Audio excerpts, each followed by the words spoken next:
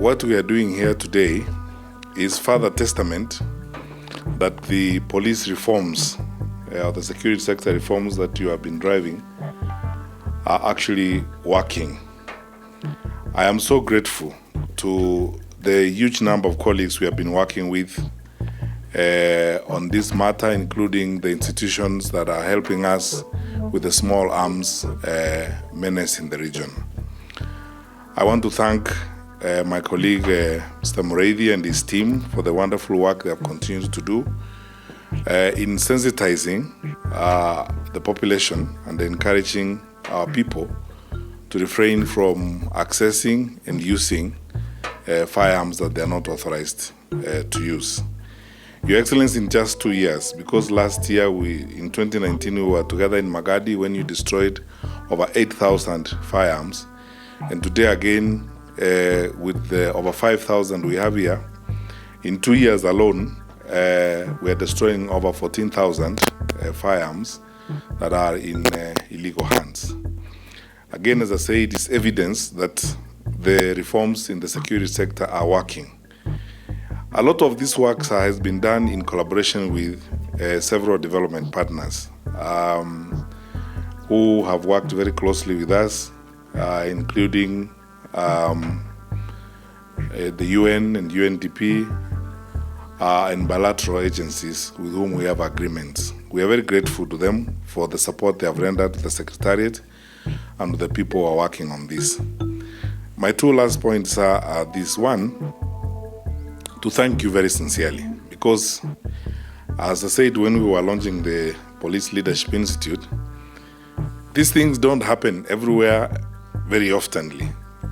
It takes leadership to get us here. Your Excellency, when you took the oath of office in 2013, we were not here in many respects. Just this morning I gave you one example of the reforms you have directly supervised yourself, the change in the Firearms Licensing and Control Board. And Mr. Mukindia is here, and he can testify, even from the revenue alone and the entire digitization process that you demanded must be done. We are now in greater control of the firearms in private hands than we were before. We have better records and we have a better way of keeping track of the firearms that we license people to have. And this is the way we need to go. We have challenges in our country, especially parts of the northern part of our country and areas like Marsabit. And Your Excellency, as you have instructed us, my colleagues and I are going to be paying close attention to what happens here and use a multiplicity of ways of dealing with the small arms that are found in this particular area. I urge that we continue to work together as you have instructed us to ensure that we deliver these results. Finally, sir, again, one other evidence that we have today is that your multi-agency approach of working in the security sector again is delivering results. You instructed that we all get together from time to time. This is not work to be done by the police alone.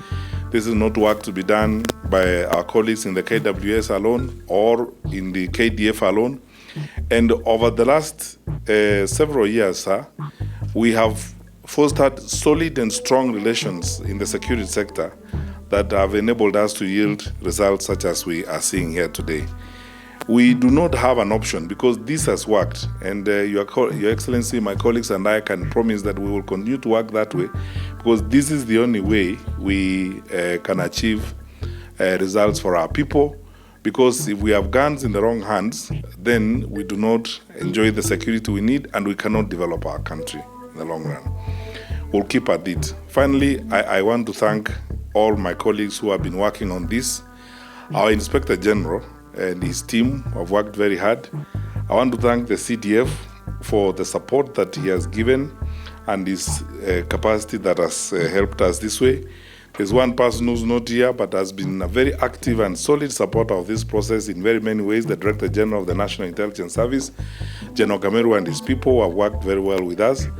And all my colleagues in the ministry, led by my sister, the PS, and my brother, the PS, in ensuring that we move in the direction we are moving.